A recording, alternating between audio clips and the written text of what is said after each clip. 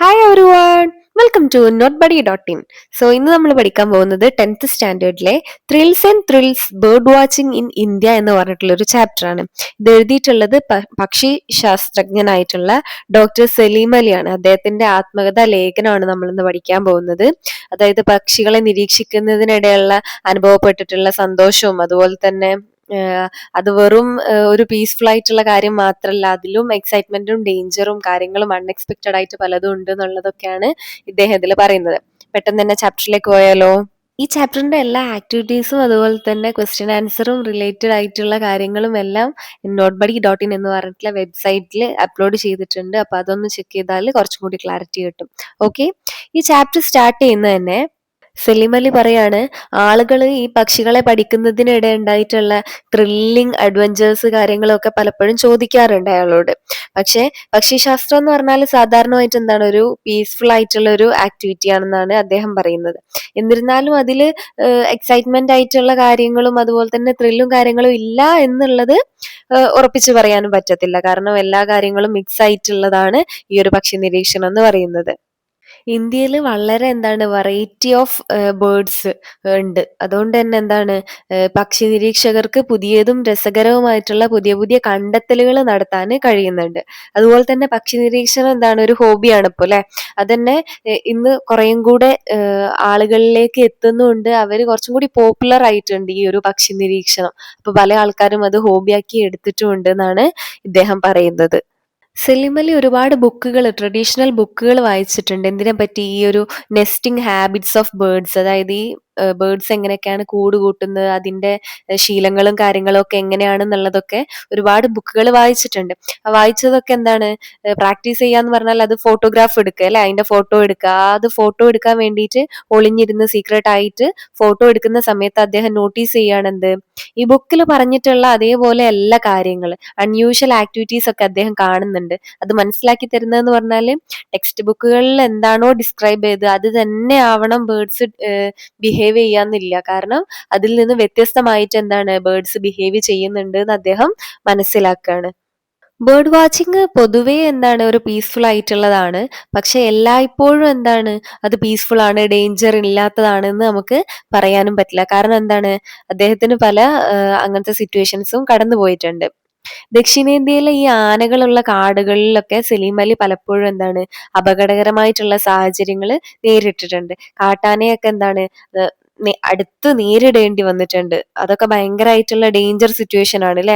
അദ്ദേഹം പറയുന്നത് എന്താന്ന് വെച്ചാൽ, സാധാരണയായിട്ട് ഈ ഒരു വഴി തെറ്റിയ ആനകളും അതുപോലെ തന്നെ ഈ ചെറിയ കുട്ടിയുള്ള ആനക്കുട്ടികളുള്ള അമ്മ ആന ഉണ്ടാവല്ലോ, അതായത് ആനയും ആനക്കുട്ടിയും വരുന്ന സമയത്ത് ഈ രണ്ട് സിറ്റുവേഷനിലാണ് പൊതുവെ അവര് ഭയങ്കരമായിട്ട് ഉപദ്രവിക്കുന്ന ആ ഒരു പ്രവണത കാണുന്നതെന്നാണ് പറയുന്നത്. ബാക്കിയുള്ള ആനകളൊന്നും അത്ര പ്രശ്നക്കാരല്ല എന്നാണ് സലീം അലി പറയുന്നത്. പിന്നീട് പറയുന്നത് 1946 ഫെബ്രുവരിയില് സലീം അലി കൊച്ചിൻ ഫോറസ്റ്റ് ട്രാംവേ വഴി പരമ്പിക്കുളത്തിലെത്തി. പരമ്പിക്കുളം എന്ന് പറഞ്ഞ സ്ഥലത്തെത്തി.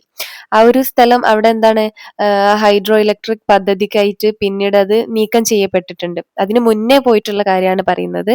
അണക്കെട്ട് നിർമ്മിച്ചതോടെ എന്താണ്, കാട് വെള്ളത്തിനടിയിലൊക്കെ ആയിട്ടുണ്ട്.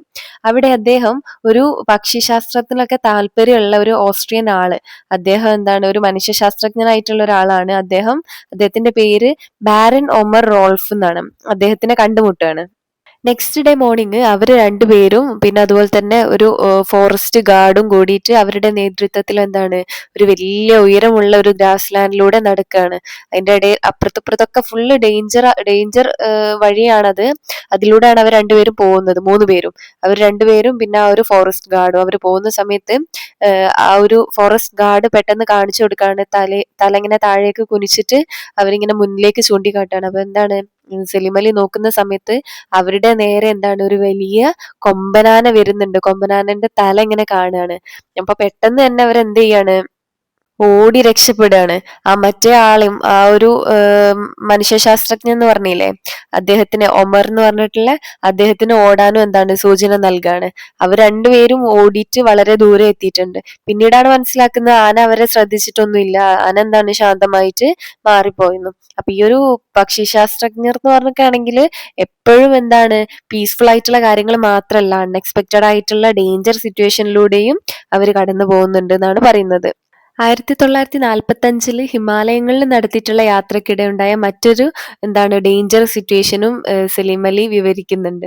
ബൈനോക്കുലർ ഉപയോഗിച്ചിട്ട് ഒരു ചെറു പക്ഷിയെ ഇങ്ങനെ നിരീക്ഷിക്കുന്നതിനിടെ തന്റെ പിന്നിൽ ഒരു വലിയൊരു ചുരം പോലെ, അതായത് താഴേക്ക് വലിയൊരു കൊക്ക പോലെയൊക്കെ ഉണ്ട് എന്നുള്ള കാര്യം തന്നെ അദ്ദേഹം മറന്നു പോവാണ് ചെയ്യുന്നത്. അദ്ദേഹത്തിന്റെ കാലിന്റെ അടിയിൽ നിന്ന് ഒരു ചെറിയ കല്ല് ഇങ്ങനെ വഴുതി താഴേക്ക് വീണ്.